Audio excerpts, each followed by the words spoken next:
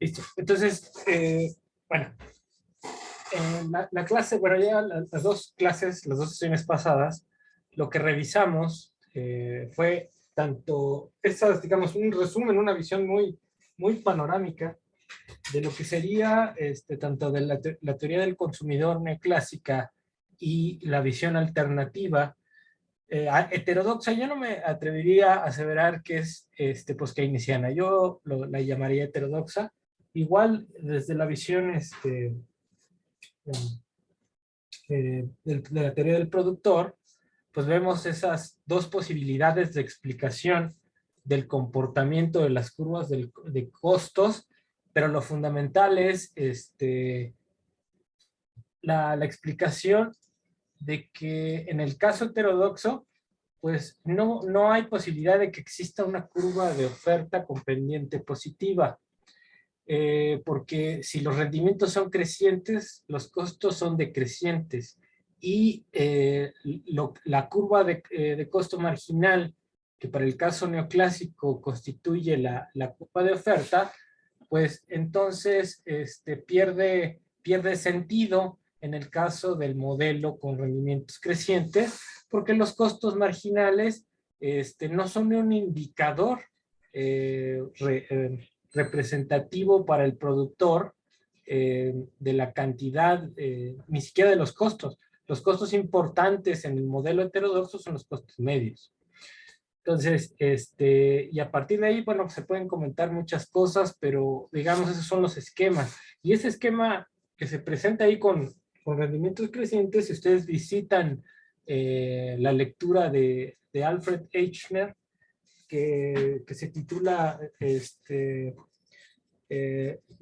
Microfoundation of Corporate Economy, que no me acuerdo si es del 70, por ahí así, pero esas curvas que salen de modelar rendimientos crecientes son las gráficas que él presenta, ¿no? Entonces, nada más, en este ejercicio de utilizar los rendimientos crecientes, a través del cálculo podemos llegar o derivar esos esquemas post-keynesianos que, bueno, Eichner, no sé, yo no sé si podría llamarlo post-keynesiano. Ahí sí le pregunto a Bruno. ¿Eichner sería post-keynesiano, Bruno?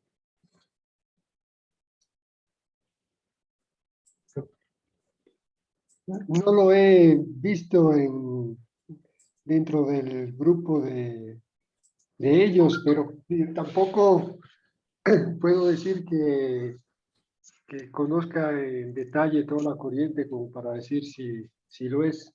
Un poco citado, sí, pero te digo, no lo he visto de cerca yo como para poderlo decir, ¿no? Entonces, es lo que les digo, o sea, por ejemplo, Kalecki aporta teoría de la determinación del precio, y Kalecki, pues es Kalecki, no podemos decir que es post-keynesiano, ¿no? Silos Lavini, pues él fue alumno de Schumpeter, entonces tampoco puedes decir que es post-keynesiano, ¿no? Entonces, es una teoría heterodoxa de la producción. Entonces, bueno, al margen de eso, son dos explicaciones, tanto para la teoría del consumidor, que digamos es una explicación, un modelito de explicar al consumidor de una forma conceptual. Todavía yo no me he dado a la tarea, porque tal vez no me interesa mucho formalizar esa parte del consumidor, pero lo interesante es que existe una visión alternativa. Y desde el lado del productor también existe una visión alternativa a la teoría convencional de manual, ¿no? Ahora lo que vamos a ver es, vamos a hacer una reflexión acerca de lo que implica el equilibrio general. ¿Por qué es importante entender ese equilibrio general? En el paper, ahí yo lo que hago es una revisión del Pareto óptimo, tomando en cuenta todos los supuestos que se necesitan para lograr ese equilibrio general, y, y a partir de ahí se derivan bastantes críticas que salen desde la propia teoría neoclásica. Bueno, yo lo llamaría que las críticas fundamentales, las más fuertes, vienen de Arrow. Entonces, pues nada más para empezar a platicar, ¿no? Ahí en el paper, pues se discute lo que son las condiciones Pareto óptimas, ¿no? Entonces, esas condiciones Pareto óptimas devienen del análisis microeconómico y que son, que por ejemplo, las tasas marginales de sustitución, en ese modelo que se presenta ahí, es un modelo de dos bienes. Recuerden que la tasa marginal de sustitución entre X1 y X2, ¿no? Está determinada por la utilidad marginal del consumidor 1 o del consumidor A con respecto a X1, o sea, ¿cuánto va a cambiar el consumidor de A de X1 si quiere un poco más de X2, ¿no? De X2. Esa es una tasa marginal de sustitución del consumidor A. Y también existe la tasa marginal de sustitución del consumidor B, que también ya sabemos nosotros que es ese cociente entre la derivada parcial de la utilidad de B, del consumidor B, que depende, sabemos, de los dos bienes. Tenemos un mundo de dos bienes de esa canasta, entonces, y esa sustitución, ¿no? ¿Cuánto sustituye el consumidor B del bien 1 cuando quiere incrementar una mayor cantidad del bien 2? Entonces, esos son intercambios respecto a sus propias preferencias. ¿Cuánto voy a intercambiar del bien 1 si quiero más del bien 2? Dado A, igual con B.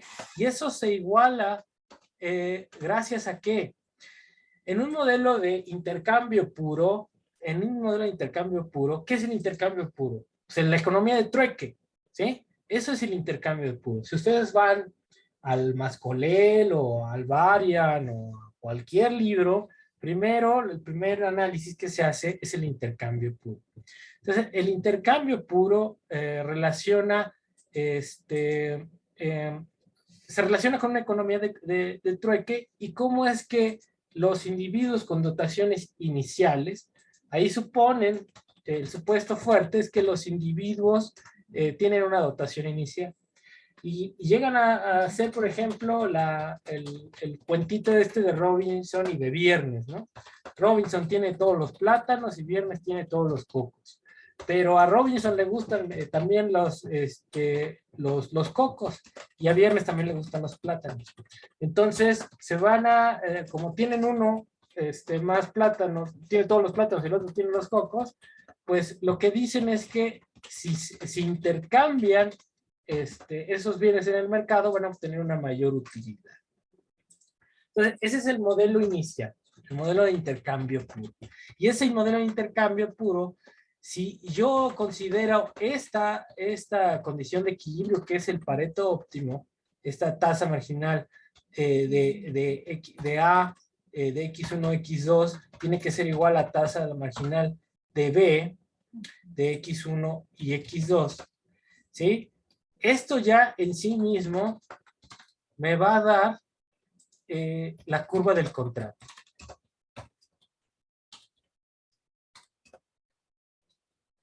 Y yo puedo abrir la caja de Edgeworth. Abrir la caja de Edgeworth y esbozar qué es eso. Y ahorita lo voy a explicar. Entonces, yo lo que puedo tener, esa curva del contrato, ¿qué es? Pues son todos los puntos factibles en los cuales los individuos pueden intercambiar, ¿sí? Entonces, esta sería una curva de intercambio y representaría también las trayectorias de las curvas de indiferencia. Si aquí ponemos al individuo A y acá ponemos al individuo B, entonces, y acá podemos poner la cantidad del individuo A que consume de X1 y acá la de X2, y para acá arriba también la cantidad del individuo B que consume de X1, y para acá abajo la cantidad del individuo B que consume de X2. Entonces, existe un punto en una dotación inicial que puede ser, por ejemplo, este punto. y que aquí el individuo A, en este punto, ¿sí?, tiene tanto de X1, inicia con tanto de X1 y tanto de X2, y para el individuo B, pues eso le va a representar tanto de X2 y tanto de X1, ¿no? Y tanto de X1, ¿sí? Entonces, esta es la cantidad demandada de X2 de A, esta también es la de A, esta es la de B, y esta es la de B. Entonces, con eso inician, es como la dotación que le dan a Viernes y a Robinson en esa isla de plátanos y de cocos, ¿no? Pero dependiendo de las preferencias, ellos podrían estar mejor. ¿Por qué? Porque esto no es óptimo, ¿sí? Si yo pusiera la curva de indiferencia de A, digamos, la pongo aquí, y pusiera la curva de indiferencia de B, poner así, con rojo.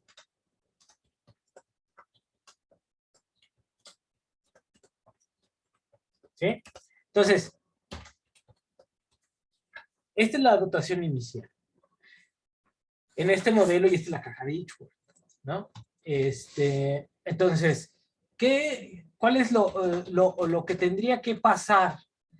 Que ellos, a través del intercambio, podrían empezar a intercambiar entre plátanos y cocos para llegar a los puntos que están en esta línea del contrato, ¿sí? Entonces, estos puntos, este punto aquí, esta dotación inicial que está aquí, no es Pareto óptima. ¿Cuál es un Pareto óptimo? Todos los puntos que están en esta línea del contrato, que cumple ¿con qué? Con que las tasas marginales de sustitución de los individuos sean iguales, ¿sí? Entonces, ¿cuál es el incentivo? Pasar de esta cesta no óptima para los dos, ¿no? ¿Y eso cómo se lleva? A través del intercambio. A través del intercambio pueden llegar a estos puntos que están en esta línea de acá. Y entonces, por ejemplo, si empiezan a intercambiar, puede pasar una situación de que esta curva se mueva para acá, ¿sí? Y esta curva se mueva para acá. Bueno, tendría que ser paralela ahí, y me salió medio choque, ¿no? ¿Sí? Entonces, si la curva del individuo B, esta es la curva de indiferencia del individuo B, ¿no? Se desplaza para acá, pues en general estoy alcanzando un mayor nivel de utilidad, ¿sí? Y la curva azulita, que es la del individuo A, también está subiendo, entonces estoy alcanzando otro mayor nivel de utilidad, y estoy intercambiando para llegar a este punto que lo voy a poner aquí con amarillo, ¿sí?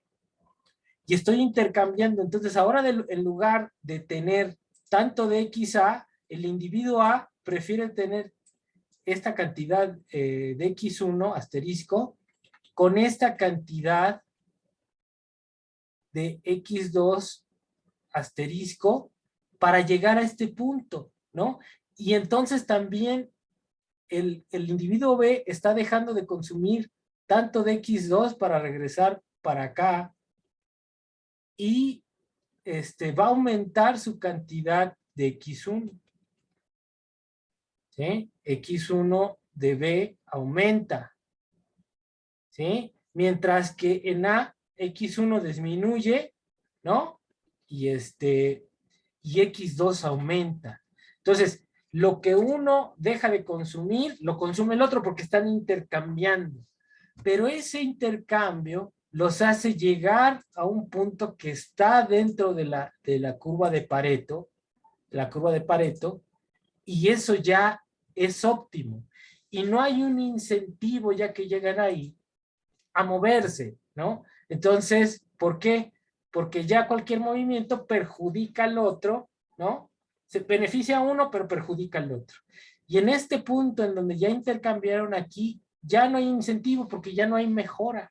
si no se perjudica al otro, ¿no? Ese es el óptimo de Pareto, y ahí se establecería un punto de intercambio que sería el equilibrio general. En este modelo de trueque, ¿sí? ¿Qué es lo que falta agregar ahí? Sencillamente nada más la relación de precios, pero la relación de precios ya está ahí, porque lo que importa en el equilibrio general, los precios son una relación, ¿cómo se llama? Eh, son precios relativos, ¿no? Entonces, ¿cuánto intercambia de este bien por el otro? Esos precios relativos ya están manifiestos en la curva del contrato. Y además, yo ¿qué es lo que sé? Del problema del consumidor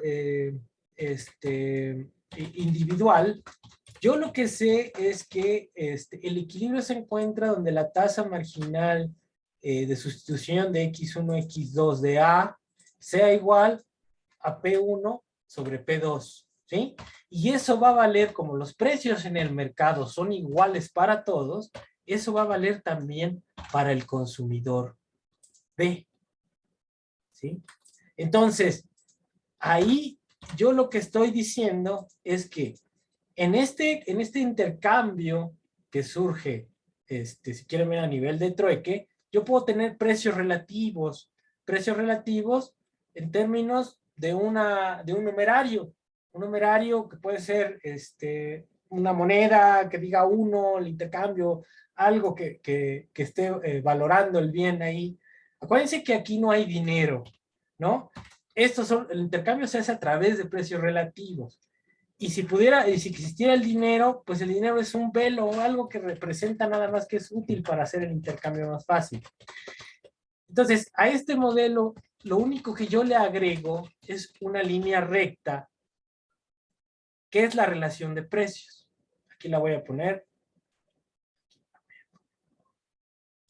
¿Sí?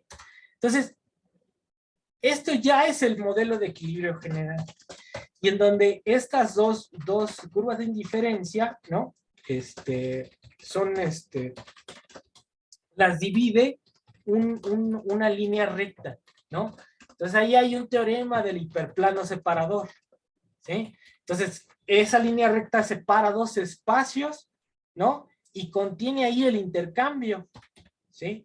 Entonces, ese es el modelo de equilibrio general. Y en este sentido, aquí este punto ya lo vamos a llamarnos el punto alfa, ya es el punto del equilibrio general, ¿no? Y lo que me quieren decir estos cuates, que el intercambio produce bienestar para los individuos, ¿no? O sea, en lugar de quedarme aquí en este punto, en donde yo empecé con la dotación inicial, yo puedo estar mejor si me muevo a la curva del contrato de Pareto.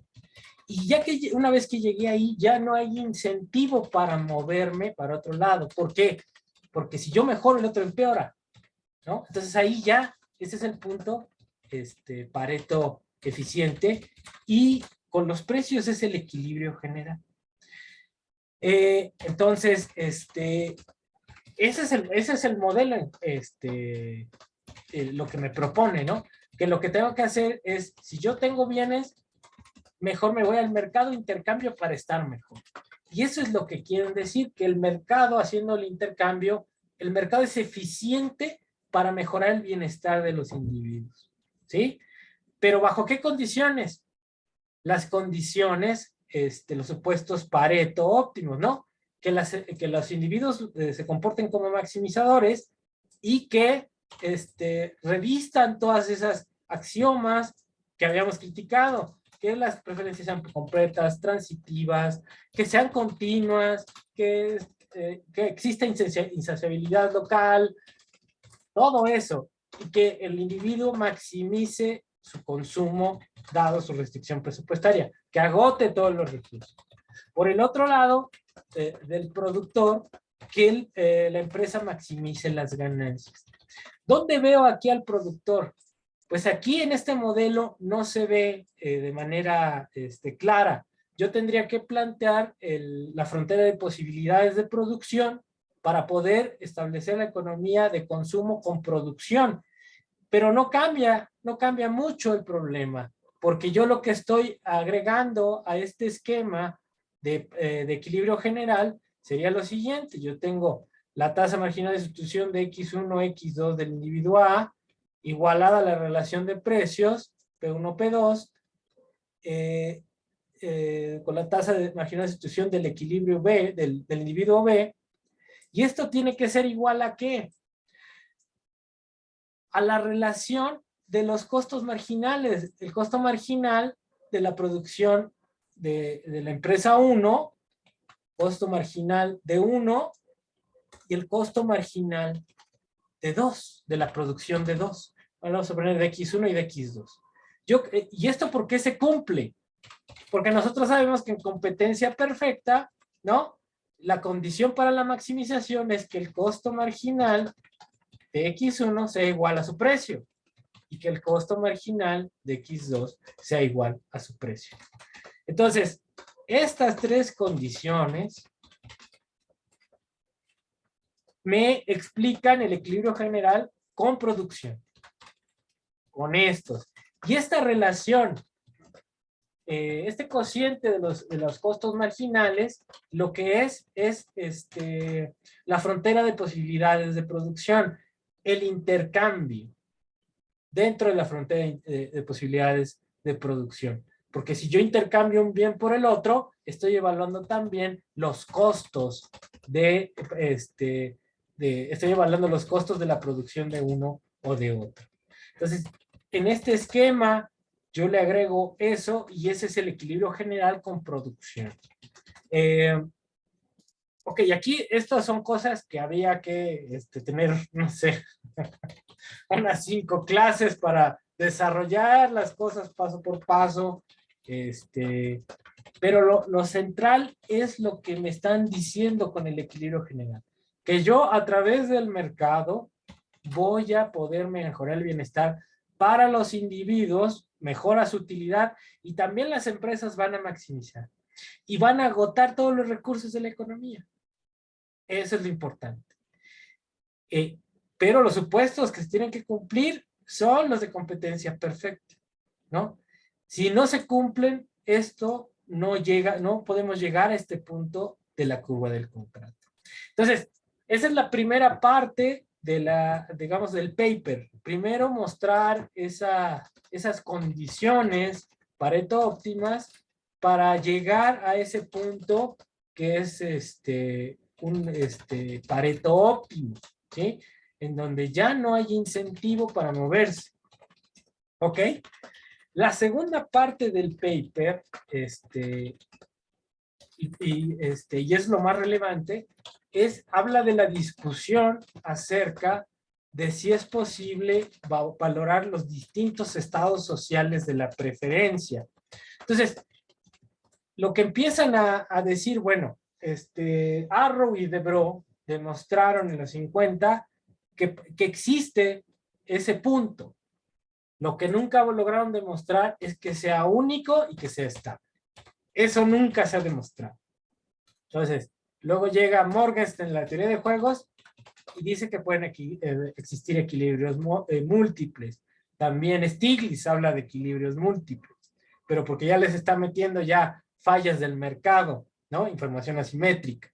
Pero en general, si se cumplen las condiciones Pareto, es posible demostrar que existe ahí un punto, ese punto es de equilibrio, el equilibrio general existe, bajo los supuestos que ya habíamos dicho sobre las preferencias del consumidor y todos aquellos que son relativos a la maximización del beneficio, como los rendimientos decrecientes. Entonces, si no existen rendimientos decrecientes, no se logra el equilibrio general. Si los consumidores no tienen preferencias completas ni transitivas, tampoco se puede lograr el equilibrio general. Entonces, este modelo está acotado a los supuestos necesarios para construir la teoría del consumidor y del productor. Entonces, bueno, si aceptamos esos supuestos y construimos a partir de ahí, podemos demostrar la existencia de este equilibrio general. Bueno, esa es la primera parte, ¿no? Entonces yo puedo establecer que este punto alfa es de equilibrio. La discusión viene después, es que también este punto es un punto de equilibrio general, ¿sí? Un punto de Pareto eficiente, perdón. Un punto de Pareto eficiente. Y lo podemos llamar el punto Z. Entonces, la pregunta que surge en ese análisis del equilibrio general es cómo saber en términos sociales qué punto es mejor, si el punto alfa o el punto Z, ¿sí? Entonces, ¿cómo establecer esa preferencia social? ¿Y por qué es importante establecer esa preferencia social? Porque, por ejemplo, si estamos hablando de Rawls, que escribió acerca de la equidad, él lo que plantearía es que una distribución equitativa sería la mejor forma de una política redistributiva, ¿no? Entonces, si yo planteo la visión de Rawls, estaría diciendo que este punto, que está a la mitad de la distribución de los bienes, tendría que ser el mejor socialmente, ¿no? Entonces, este punto que le puedo llamar Rho, el de equidad, sería un punto preferible socialmente. Y para llegar a ese punto, yo tendría que hacer una política pública redistributiva para intentar llegar a eso a través del mercado, redistribuyo y a través del mercado llego a ese punto que socialmente es preferible. Entonces, esa es la discusión que se ha dado, ¿no? Cómo medir esos estados de la preferencia social. Y el primer problema fundamental de esto es que Arrow demuestra que es imposible encontrar una función de bienestar social. Es imposible porque no se pueden agregar las preferencias, ¿sí? Entonces, él lo demuestra en el paper, creo que es el libro paper del Social Choice, creo que fue también por ahí 60, 50, no me acuerdo ahorita bien, pero él lo demuestra. Retoma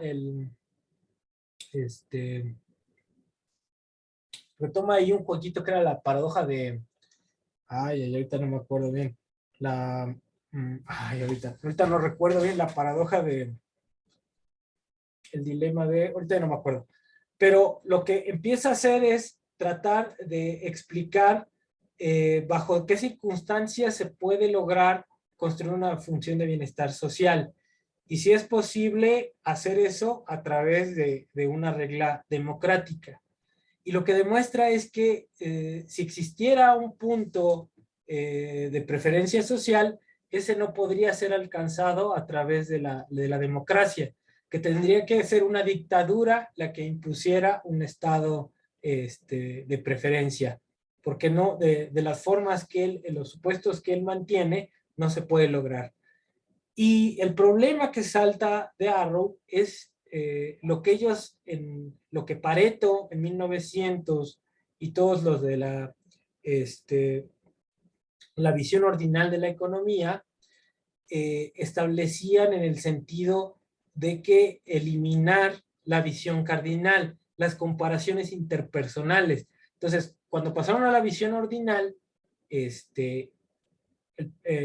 eliminaron las comparaciones interpersonales, pero luego llegaron al problema de cómo evaluar esos distintos estados sociales.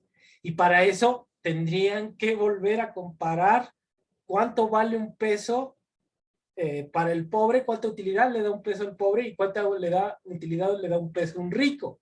Y para eso sería medir esas intensidades o de utilidad que le da a cada uno esa redistribución de los ingresos. Y eso no existe, no se puede. Entonces, de ahí surgen varias críticas. En el documento, la más poderosa es la teoría del segundo mejor. La teoría del segundo mejor, lo que plantean ahí Lipsy y Lancaster, es que si no se cumplen las condiciones Pareto óptimas, no cualquier medida de política que quiera llegar a esos supuestos necesarios para cumplirse la optimalidad paretiana, en general van a ser no deseables. Y, por ejemplo, voy a poner un ejemplo. Imagínense que la teoría de la competencia nos habla de que tenemos que dejar que los mercados libres operen para que eso a través de la libre competencia genere el mayor bienestar, ¿no? Entonces, ¿qué pasó en los 80? Teníamos una economía altamente protegida, con aranceles, ¿no? Que impedían el ingreso de ciertos productos que podrían competir con productos nacionales, ¿sí? Entonces, por ejemplo, en el caso de la agricultura, ¿no? Teníamos ciertas barreras para no importar ciertos granos básicos, ¿sí?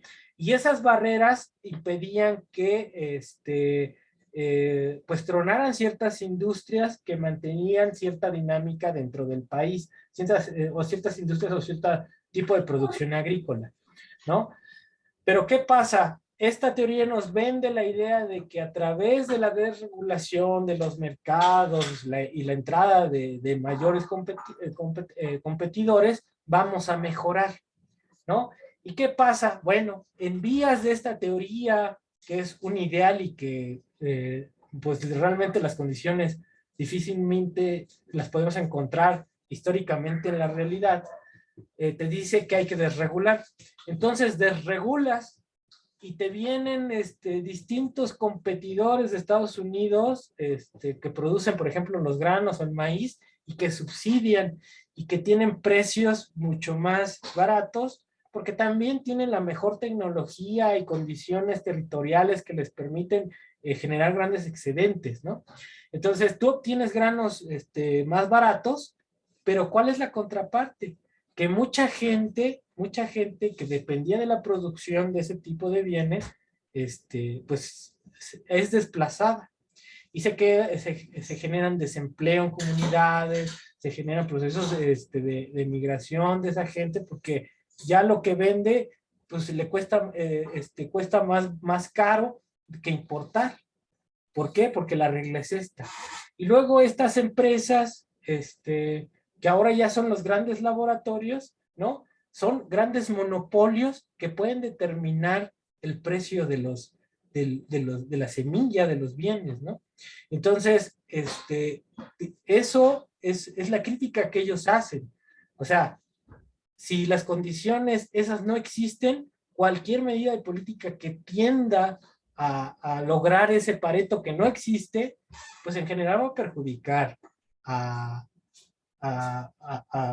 a perjudicar a unos y puede beneficiar a otros, en general a las empresas de ya Estados Unidos.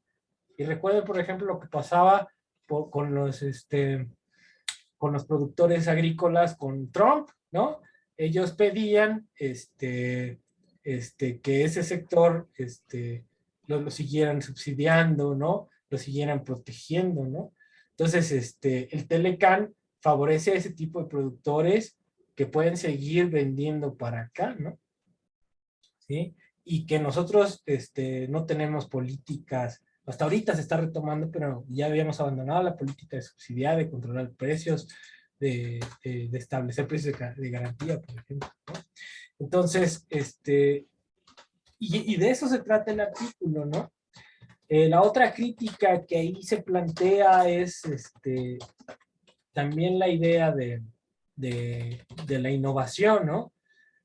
Lo que también me dice la teoría neoclásica es, de lo que presume la teoría clásica, es que con este modelo de maximización, las empresas saben cuánta demanda de factores van a hacer para llegar a la producción de determinada cantidad de bien. Pero, por ejemplo, cuando existe innovación, ¿no?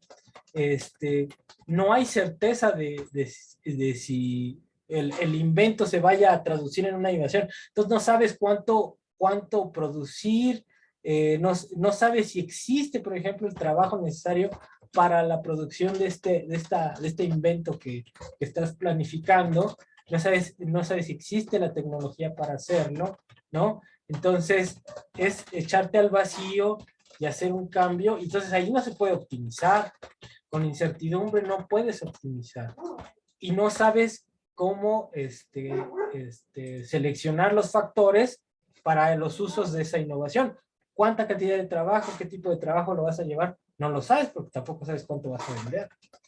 Entonces, son críticas que van alimentando esta idea de que el modelo neoclásico pues realmente no tiene una utilidad práctica en términos de política, ¿no? Porque los países son distintos, los contextos sociales son distintos, y por lo tanto la mejor política no es dejar que los mercados hagan, de que las empresas en esos mercados de manera libre hagan lo que quieran, ¿no? Porque los supuestos paretianos no existen en la realidad. Lo que vemos en la realidad son empresas, industrias altamente concentradas, con gran poder de fijación de precios por parte de las grandes empresas, y en donde los precios no son iguales a los costos marginales. Entonces, bajo esas condiciones, no puede existir ese equilibrio paretiano, ¿no? Pues, a ver, me puedo poner aquí un paréntesis para que podamos ahí discutir algo acerca de esto, porque ya es mucha información. Voy a dejar de compartir.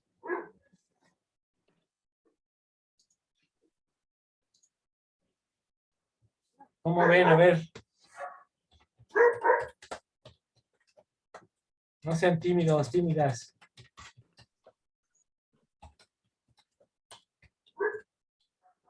¿Cómo ven? ¿Sí me agarraron la onda o ya estoy loco? Puede ser que esté loco yo, pero... ¿Llegan a ver equilibrio general acá, Bruno, o no? No, seguramente no, digamos, no tienen aquí las bases para entrarle, aunque recuerdo que cuando yo llegué aquí había un curso que decía equilibrio económico general, y yo siempre me preguntaba qué hacía, porque yo daba parte de micro y había muchos problemas, ¿no? Y eh, se necesitaría sí, reforzar los dos cursos de micro que están ahí para hacer la teoría del consumo y la teoría del productor, y luego llegar a este planteamiento. De todas maneras, hecho en términos así generales, ¿no? Como lo estás haciendo, creo que es un poco intuitiva, ¿no? La idea de que si el mercado funciona o no funciona, qué condiciones, que lo acaba de mencionar. Entonces, en ese sentido, sí sirve tener la idea, pero luego creo que apenas habrán visto una curva de indiferencia, y yo estoy tratando de empezar ahora, pero la verdad que aquí hay mucho que hacer, Jorge. El tiempo no alcanza para hacer todo lo que sería necesario, ¿no? Y, y bueno, y hay mucho desinterés, yo creo, en preparación también docente, ¿no? Para organizarse mejor, ¿no? Entonces, pienso que está bien tener esa visión así, digamos, un poco introductoria, y luego veremos, ¿no? Cómo entrar de otra forma, con mucho más tiempo, ¿no? Para ir aclarando parte por parte, porque esta teoría neoclásica, sí, está bien criticarla, pero para criticarla hay que conocerla, ¿no? Exactamente, exactamente. Mm. Y no, o sea, no es sencillo entenderla a la primera, ¿no? De hecho, en la maestría, pues acá, donde sea, es difícil que los estudiantes entiendan que realmente qué es lo que implican los supuestos, Ujú. porque tú das por hecho que completitudes algo completo, pero ¿eso qué significa? Ujú. ¿No? O reflexividad o transitividad. ¿Qué significa? ¿No? Sí, ¿Qué significa el equilibrio general? Porque el equilibrio general ya no estamos hablando de micro, ya es macro, ¿no? Entonces ya es porque este modelo, pues digamos ahí puede ser de dos, pero se puede generalizar a n bienes, ¿no? claro, es el Este, puente. Es como el es- puente y es- para y- pasar ajá, y al estamos plano hablando de digital. ajá, multiplicidad de individuos en distintos mercados. Entonces eso Sí, ya es, el análisis de Marshall es el equilibrio parcial, y esto ya es macro, ¿no? Macro. Entonces, esas cosas a veces se hacen tan matemáticas, tan formales, Bruno, que tampoco se entienden, ¿eh? sí, Tampoco se entienden. Entonces, ¿cuál es la media? No lo sé, pero cuesta trabajo para hasta los profes entender esto, ¿no? Hay unos profes que por dogma lo enseñan, pero que lo entiendan como tal, no creo, ¿no? Para ellos esto es una iglesia, ¿no? Nunca lo cuestionan, ¿no? Entonces, sí, no, es en serio, nunca lo cuestionan, es una iglesia y esto es un ideal, ¿no? Y ellos creen que sí es cierto, pero esto es un ideal, ¿no? ¿Cómo le haces ahí? ¿Cómo te enfrentas? ¿Cómo puedes construir una explicación crítica creyendo que esto sí es real? Yo, yo siempre me he cuestionado cómo puedes enseñar así, de manera dogmática y sin que te des cuenta, ¿no? Sin que te des cuenta porque nos educan de manera dogmática, ¿no? ¿No? La primera impresión que tenemos, y es en cualquier lado de economía, es que nos presentan la curva de oferta y demanda como una X, pero realmente eso no existe. No existe la curva de oferta con pendiente positiva y hay muchísimas críticas acerca de la forma de la curva de demanda, ¿no? Entonces, a ti te dan por hecho en el curso introductorio que esto existe y nunca te dicen eso, o sea, nunca te dicen nada. Y la crítica viene desde los neoclásicos, o sea, olvídate los poskeynesianos o los heterodoxos. Desde el punto de vista neoclásico se ha demostrado que eso no existe, ¿no? Entonces, pues está bien para ejercicio intelectual, eh, pero en términos prácticos no sirve para nada. Te lo digo yo en serio, no sirve para nada. Esto no te sirve para explicar la realidad. Sirve para entender por qué se ha hecho la desregulación, ¿no? Con la bandera de que esto existe y que este estado de la naturaleza es posible, este estado de la sociedad es posible. Pero esto no existe, no es un modelo que retomes de la realidad, es un modelo que construyes de manera matemática, lógica, ¿no? Con supuestos que no tienen nada que ver con la realidad, ¿no? Entonces, ¿es bueno enseñarlo? No lo sé. Pero esto es lo que piensan los de Chicago, ¿no? Y yo la pregunta que tengo es si los de Chicago sepan o crean que realmente esto es cierto, ¿no? Entonces, pues no sé, los chavos que piensen, cómo lo ven, ¿no? Porque sí, son muchas cosas y no sé. ¿Cómo ves, Luna? ¿Cómo lo ves? Mejor Hola, damos macro, buenas ¿no? tardes, profesor. Adelante, Nora, adelante. Bueno, con lo que decía el profe, pues sí es cierto, porque yo más o menos me acordaba que nos dieron en clase de micro, creo que fue, lo del óptimo de Pareto, pero no me acordaba muy bien en qué consistía. Y pues como nos dejó esta lectura, me metí yo a YouTube, ya que siempre cuesta personas que tienen un ingenio para explicarte las cosas, y era como con manzanitas, y pues ahí vi un video de justo con muñequitos te explicaban en lo que consistía la teoría y el concepto del óptimo de Pareto. Y bueno, con lo que nos ha explicado ahorita, no, lo que yo he entendido es que esto es como, en sí, teoría, no es algo que nosotros podemos ver en la realidad, como lo que estaba comentando ahorita. Y bueno, tal vez es importante que lo sepamos porque es como lo ideal, ¿no? Lo que vemos ahí que es como debe funcionar la sociedad y la economía.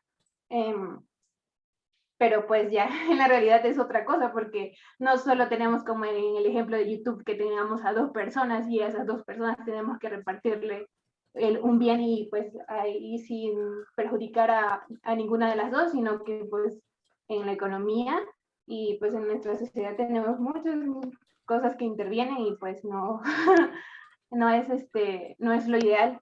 Y bueno, otra cosa que quería preguntar, porque lo que estaban comentando ahorita, sí hay muchas cosas que nosotros no vimos, que yo no recuerdo haber visto siquiera, y mencionaba un concepto de la revolución ordinal, y quería preguntar si es lo mismo que la utilidad ordinal. Y también, ¿cómo se llama el otro? Y bueno, por el momento es eso, que no me acuerdo cómo se llama el otro, siempre se me olvida. No, a ver, creo que en la primera clase, Nora, ahí más o menos establecí la diferencia, pero la puedo repetir. Lo cardinal, la utilidad cardinal, tiene que ver con el hedonismo y tratar de medir la utilidad, ¿no? Entonces, por ejemplo, ¿cuál es la utilidad que te da a ti comerte un gansito, ¿no? Entonces, una escala del 1 al 10, tú pones, no, pues 8.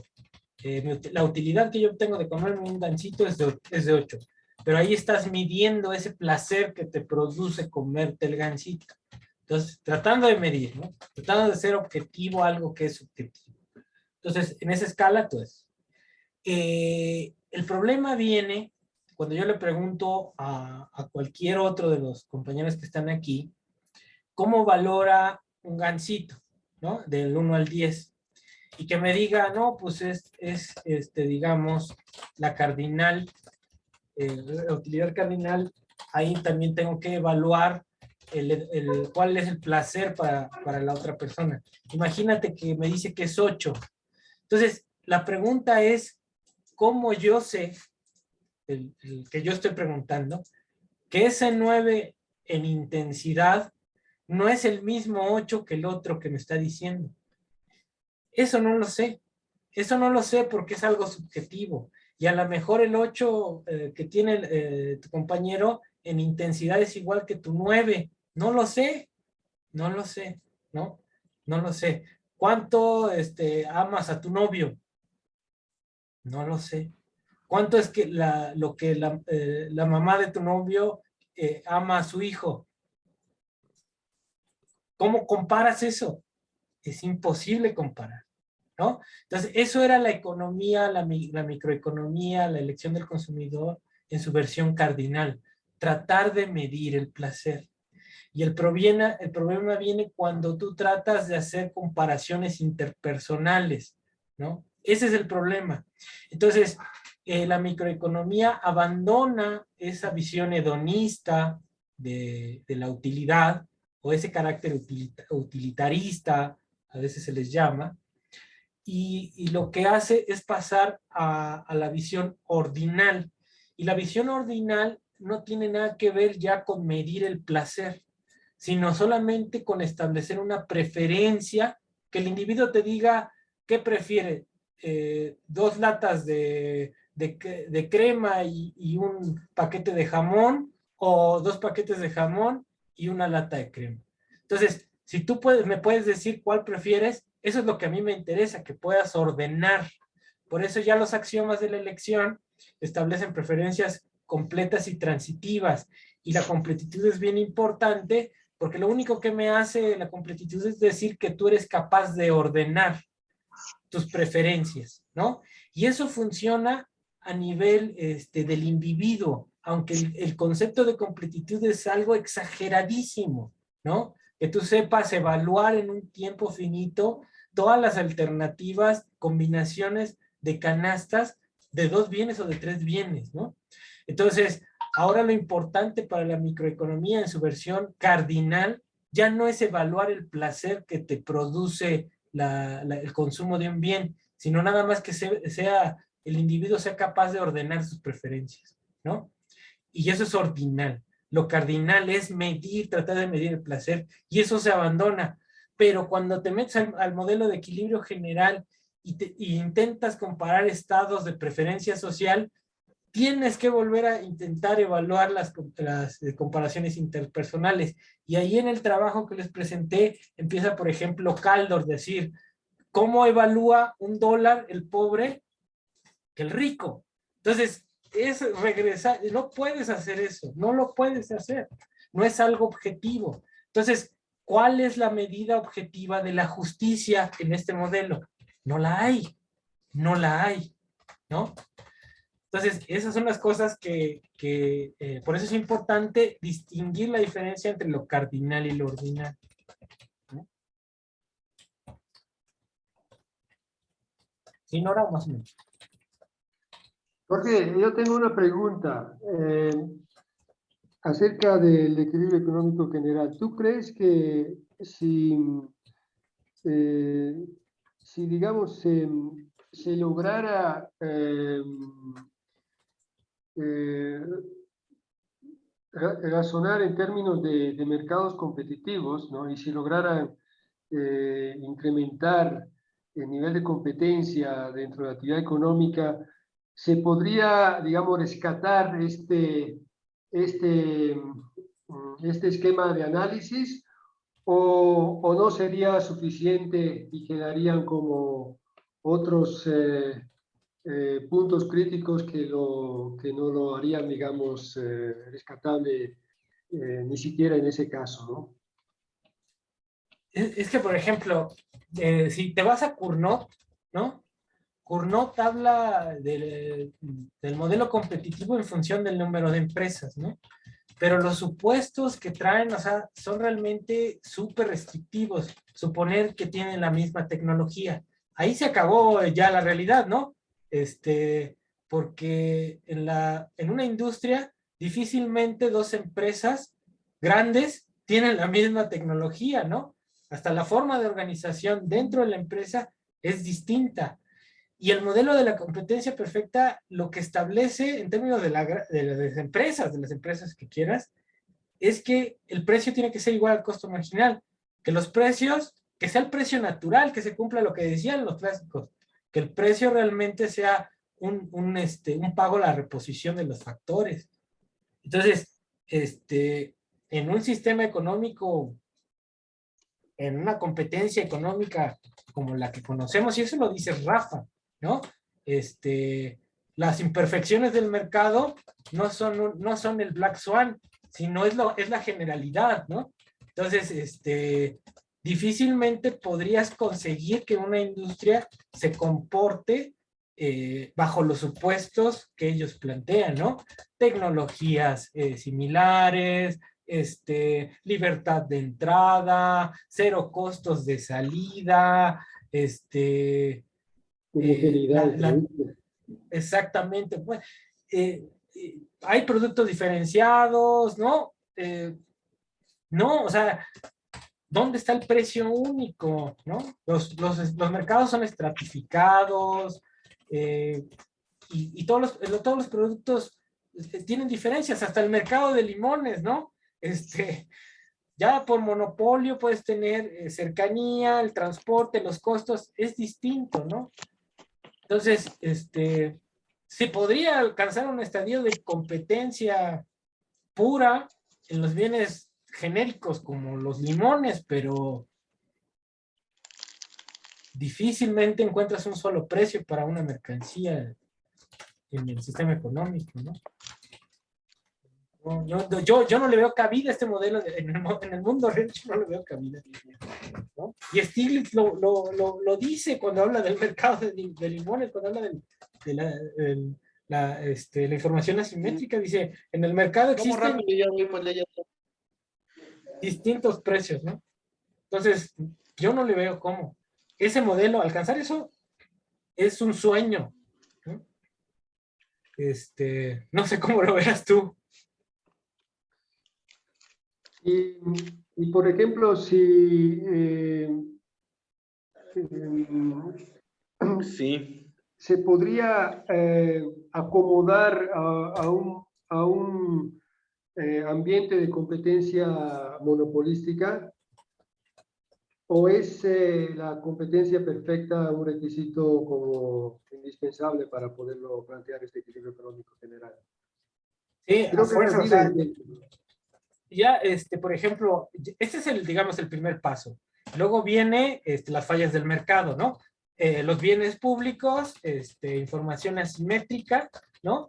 Entonces, digamos, y ahí viene toda la visión también institucionalista de los costos de transacción, que, por ejemplo, que las instituciones tienen que ser las encargadas, el Estado, de corregir esas fallas del mercado, ¿no?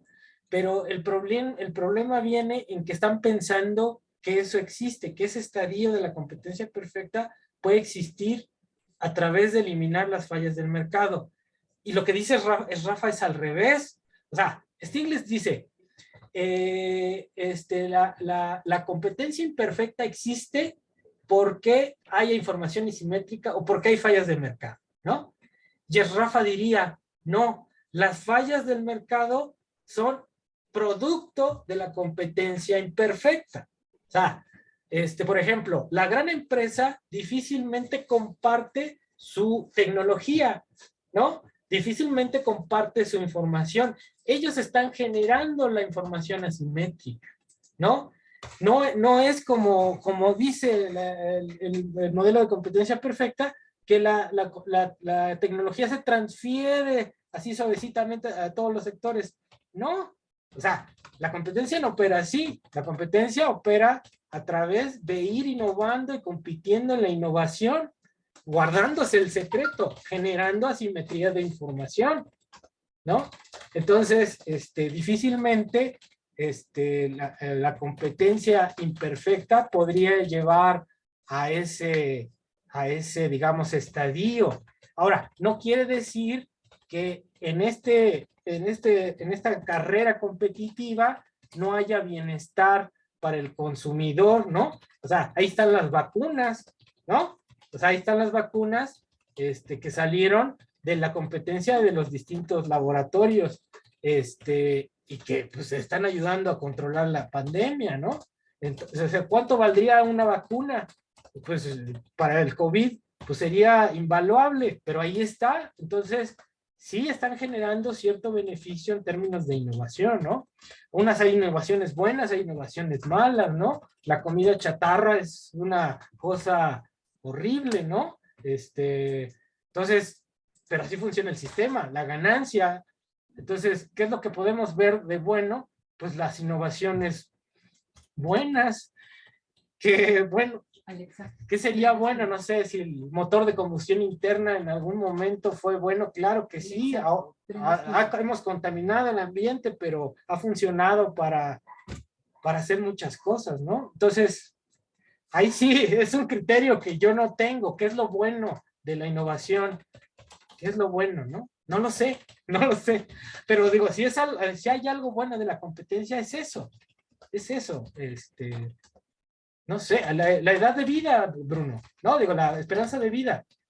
Antes de las vacunas, la esperanza de vida era 40 años, no sé. Ahorita ya están pensando que la esperanza de vida de los hombres puede llegar a 150 años, ¿no? 130 años, por ahí así.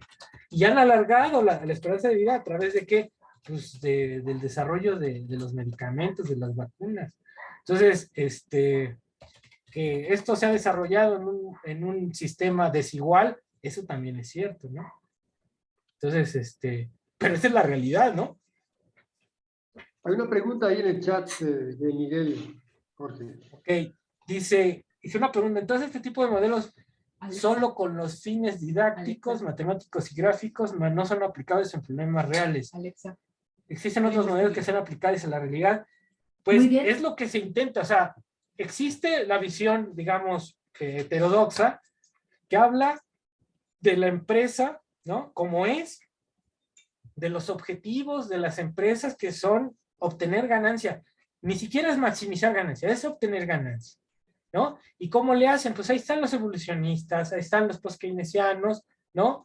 Que están hablando de las grandes empresas que lo que buscan es sobrevivir concentrando innovaciones, concentrando mercados, ¿no? Y en ese proceso tienen que innovar, ¿no? Entonces, esa competencia, ahí está Chamberlain. Chamberlain, en un artículo muy famoso,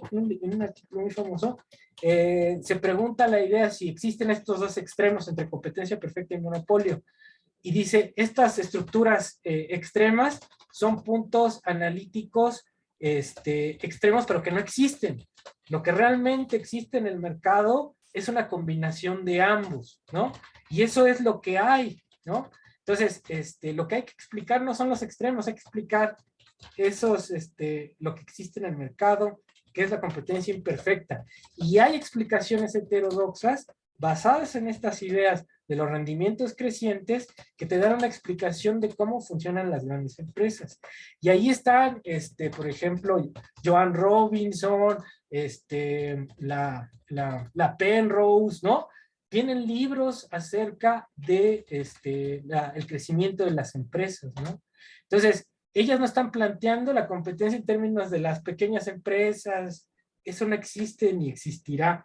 Silos Lavini en la introducción dice, la única forma en que viva la pequeña empresa es convertirse en un satélite de la grande, porque si le compite va a desaparecer, ¿no? Entonces, el sistema económico está dominado por grandes empresas, y las grandes empresas son las que tienen capacidad de acumular y de generar desarrollo tecnológico, ¿no?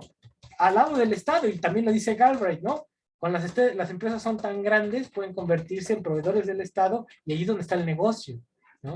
Y es donde pueden dominar los mercados. Entonces, estos modelos de competencia perfecta, en donde hay muchísimas empresas, que es la idea de Cournot, no tienen un sentido real, porque estamos suponiendo bienes homogéneos, y más que los bienes homogéneos, tecnologías iguales. No, eso no es igual, ¿no? La gran empresa es gran empresa porque es la que puede acceder a la mejor tecnología, ¿no? La pequeña empresa no puede acceder a la tecnología de la grande, ¿no? No hay, ¿cómo se llama? Hay, indivisibilidades tecnológicas, ¿no? Y tú no puedes pasar gradualmente de chica a grande. Eso no. Kalecki lo dice, para ser capitalista hay que tener capital. No de changarro te vas a convertir en una grande. Eso no existe, ¿no? Y a nosotros nos han vendido la idea de que Bill Gates comenzó en un garage. Eso no es cierto. Eso no es cierto, ¿no? Entonces, esas son las reflexiones que puedo hacer, Bruno. No sé, o sea, aquí podemos platicar. Eso me gusta a mí más, ver por ejemplo, estas dudas, inquietudes acerca de esto. Pero sí existen modelos alternativos, definitivos, que no tengan tanta propaganda como la teoría neoclásica. Pues eso es lógico, ¿no?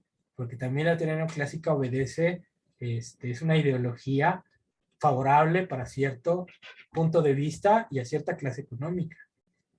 Entonces, eso también es un hecho, ¿no? Entonces, ¿a quién beneficia la libre competencia? Pues a las grandes empresas. Sigan enseñando que hay que liberar los mercados, ¿no? ¿Cómo ves, Bruno? ¿Estamos locos? Sí. No, vamos a ver qué dicen los muchachos. ¿Alguien más? Chavos. Adelante, Harold, adelante. Sí, buenas tardes.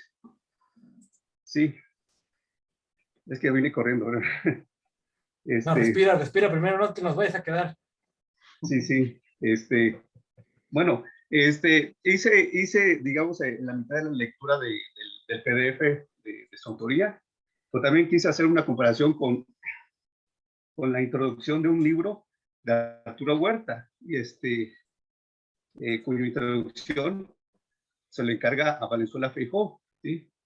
Estamos hablando de un libro de mediados de los 90, o sea, posterior a la crisis del 94-95, ¿no? Pienso a veces que encargarle esta introducción a Valenzuela Feijó de un libro de Arturo Huerta es que las cosas estaban bastante duras, ¿no? En ese momento, ¿no? Sí. Y justamente la introducción de ese libro es una crítica de Valenzuela Feijó, bueno, tiene como título El fracaso de la teoría convencional. Y es una crítica devastadora hacia la teoría del equilibrio general de Balras, ¿no? Sí.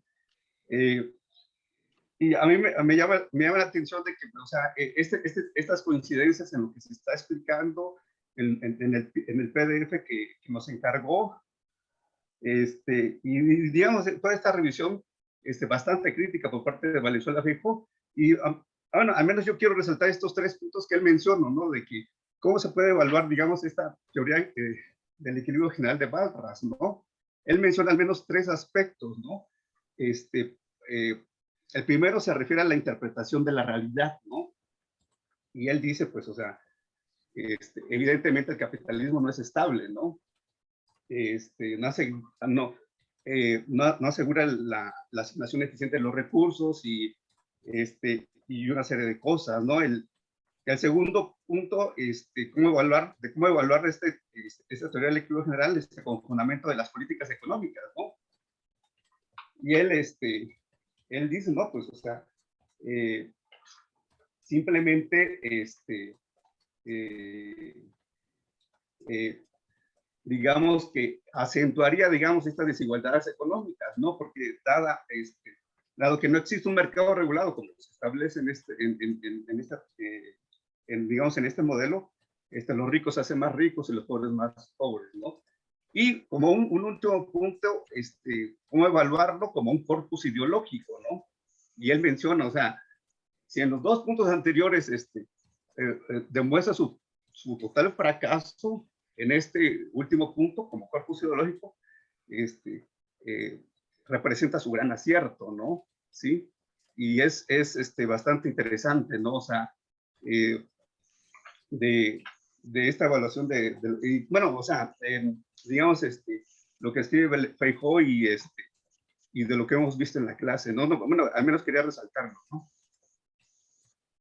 Fíjate que ahí, Harold, hay una frase que Mascolel afirma por ahí creo que es como por la página 300 o 400, que dice que, por ejemplo, que para que exista el equilibrio general se necesita un agente, fíjese, un agente central, un dictador benevolente, ¿no? Que asegure la distribución de los ingresos de manera óptima. Entonces, él está hablando de un dictador benevolente en una idea de mercado descentralizado. Entonces, ¿qué es eso? O sea, ¿qué es eso? ¿Qué es un dictador benevolente? ¿Es Maduro? ¿Es Andrés Manuel? ¿Quién es? ¿Qué es eso? En una economía que se supone descentralizada, ¿no? Y que aparte tiene que redistribuir la riqueza de manera óptima. Son supuestos que, o sea, realmente en mi cabeza no tienen ningún sentido, ¿sí? Y que dicen, no, es que son herramientas metodológicas. Pues sí, pero es una herramienta metodológica que en términos reales no tiene ningún sentido. Y si no existe eso, no hay equilibrio general, ¿no? Entonces, no, realmente, o sea, es ideológico, es un modelo ideal, una construcción lógica que sobre piernas de vidrio, sobre piernas de vidrio, que no tiene una aplicación. O sea, ¿se acuerdan de las cruzadas, no? Que la iglesia decía, vamos a hacer la guerra ya para recuperar la cruz de Cristo, vamos a hacer la guerra ya para todo lo celestial. Pues esta es la herramienta celestial. Hay que liberar los mercados porque el modelo dice que hay que liberarlos, ¿no? Pero no, eso es algo ideal, más ideal que el socialismo, ¿sí? O igual de ideal que el socialismo, ¿no? Entonces, no tiene un sentido seguir esas recomendaciones de política, ¿no? Porque no llegas a eso, llegas a cosas peores, ¿no? Después de la desregulación financiera y comercial en México, ¿a poco estamos mejor que en los 70? Pero ¿cómo En ves términos de tú, Jorge, cómo ves tú el caso chino? El caso chino no es el caso de una economía que se ha transformado de manera extrema, ¿no? Introduciendo el mercado dentro de una estructura que se mantenía, digamos, por lo menos en términos políticos, muy centralizada y también con una, digamos, planificación que estaba por encima, ¿no? Que era un poco la idea de ese, digamos, dictador benevolente que tú, que eso me llama un poco, más que los países latinos y lo que tú mencionabas, yo pensaría más en un modelo de ese tipo, ¿no? Que en términos puramente económicos no se puede negar la transformación profunda que ha tenido ese país, ¿no? Ahora, si luego lo vamos a dar, vamos a dar una evaluación, claro que el discurso se hace más complejo, pero en términos puramente económicos está claro que China hoy día ha logrado un posicionamiento totalmente, ¿no?, diferente al que tenía hace 50 años y que esta reforma económica no se lo ha, digamos, permitido. Si no hubiese habido, no tendría el peso que tiene. Entonces, ¿no ves tú esa afinidad o cómo lo ves? No, yo empiezo diciendo que no, pero te voy a decir por qué. Ahí, por ejemplo, Amsden escribió ahí para un libro de la CEPAL, ¿no? Que Raúl Prebisch estaba en China, ¿no? Que ahí sí llegó Raúl Prebisch, lo que decía Prebisch, en el sentido de que China no se ha construido bajo un modelo de libre mercado. China se ha construido bajo la intervención del Estado durísima y bajo el financiamiento que el Estado ha hecho de procesos de acumulación, ¿no? A través de una planificación bien fuerte, ¿no? Entonces, este modelo está suponiendo que las empresas tienen que operar de manera libre, que el Estado no tiene que intervenir, ¿no? Esa es la filosofía del modelo de competencia perfecta. Y el modelo chino, si les daban crédito a ciertos cuates y si no les regresaban el crédito, los metían a la cárcel, ¿no? Entonces, así funciona el capitalismo chino. Y ha sido exitoso porque ya supo cómo el caminito para llegar a la acumulación y entró, a diferencia de cómo nosotros en un proceso sustitutivo por partes, ellos empezaron siendo un modelo exportador, primero de baratijas, si tú quieres verlo, y después empezaron a hacer su transición. Pero eso fue una transición planificada por el Estado. O sea, yo ahí sí veo mucha diferencia entre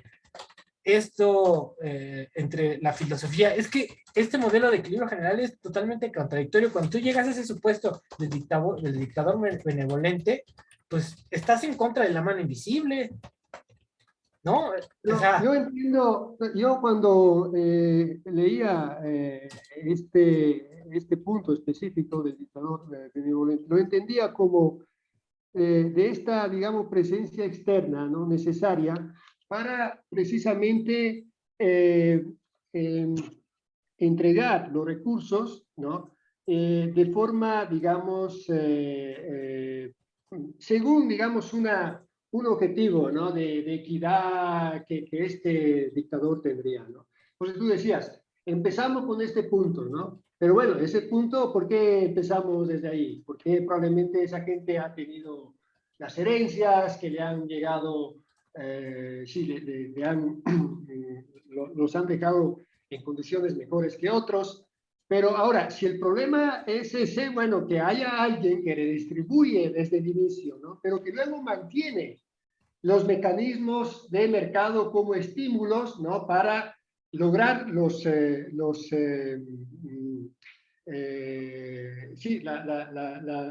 distribuciones finales Pareto óptimas, ¿no?, que tú mostrabas a lo largo de la curva del contrato. Entonces, eso no se ve tan contradictorio. Ahora, que sea, digamos, en la realidad que eso no pueda ocurrir, que sea un discurso totalmente, digamos, abstracto, sí, eso puede ser, pero digo, la coherencia lógica yo la veo en esos términos, ¿no? Bueno, si te refieres a que el Estado chino está utilizando los incentivos competitivos de la acumulación, eso está bien, pero la competencia que se produce en China no es la competencia que te recomienda el modelo del equilibrio general. O sea, estamos hablando de la competencia real, no estamos hablando de la competencia del equilibrio general. De hecho, si tú te vas a nada más a Schumpeter, cuando él está discutiendo del modelo circular y luego del cambio, ¿no? El modelo circular para Schumpeter es el modelo del equilibrio general, porque no hay innovación, no hay acumulación. Entonces, para que exista ese cambio que hay en China, debe de haber ganancia y debe de haber acumulación. Entonces, este modelo de competencia neoclásica es incompatible con la idea de acumulación, con la idea de cambio técnico. O sea, de hecho, en estos modelos la tecnología llega del cielo, ¿no? Y la tecnología se produce dentro de las empresas, es endógena, no es exógena. Entonces, son muchas cosas que yo le podía, por eso, pues, argumentos reales del por qué este modelo no explica esa competencia que realmente existe, por ejemplo, en China, ¿no? Estoy de acuerdo contigo que el Estado chino propicia las condiciones para que se dé esa competencia y esa acumulación, pero no son las condiciones que está presentando el modelo del equilibrio general, ¿no? Es competencia capitalista real, la de veras, ¿no? Y da las condiciones para generar ganancia. Lo quieres ver en términos de Keynes, ¿no? Pone las condiciones. Y yo me iría, en términos de que pone las condiciones incluso para explotar, ¿no? Los salarios los han mantenido bajísimos para obtener, que haya incentivo para que haya inversión extranjera directa. Con eso planificas y te vas transformando, y ahorita ya está empezando un momento en que están subiendo los salarios. Ahorita estamos todos en crisis, estamos en el hoyo, pero antes de la crisis ya estaban subiendo los salarios, y ya los salarios chinos eran los más bajos, ¿no? Entonces, pero es un proceso de cambio. Entonces, el Estado como garante de la rentabilidad para la acumulación, ¿no? Acá en México teníamos Estado garante de la rentabilidad para los rentistas, pero no para la acumulación, ¿no? Entonces, si yo sí veo diferencias en términos de eso, de esa visión teórica, ¿no? ¿Hay alguien que quiere intervenir y aprovechar para hacer una pregunta a Jorge? Bueno, la discusión, chavos, échenle ahí ganas.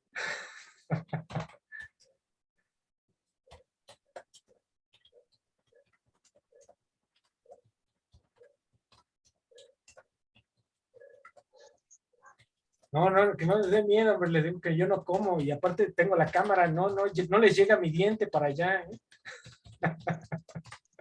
No les llega la mordida.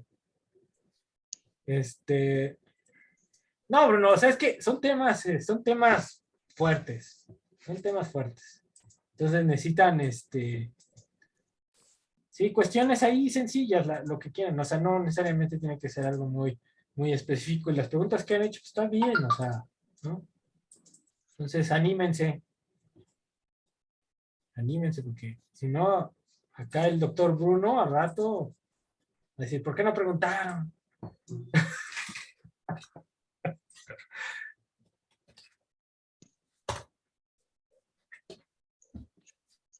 Si es que yo me tengo que mover a la facultad, Jorge, otra vez, porque a las 6 tengo clase, me están cambiando el horario en continuación, pero porque al inicio siempre es así. Sí, pero no pasa nada, o sea, es que son temas, son temas ya pesados, o sea, se necesita cierta madurez para agarrarle con ganas a la discusión, ¿no? Pero en general yo creo que si algo le sirve así este esquema, pues para tener esa idea, pues ahí muy general, ¿no? De lo que implican estas cosas. Y yo creo que sí se ha entendido el tema, ¿no?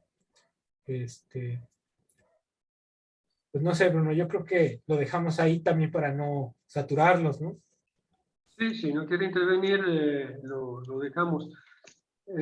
Con Paloma vamos a trabajar mañana, entonces, a las Sí, 10. nada más dime, a las 10, sí, sí, sí, sí. El mismo link, ¿vale? Ah, mismo link, ok. Bien. Entonces, bueno, ya están avisados todos. Y mañana a las 10 seguimos. Y bueno, sí, la próxima semana va a haber un par de intervenciones de Arturo también, con el cual había hablado hace tiempo y me volvió a contactar ahora, que él le gusta siempre conversar así con los muchachos y es una buena oportunidad. Claro. Y bueno, entonces, sí, aquí lo dejamos. Yo me voy para allá ahora. Jorge, muchas gracias.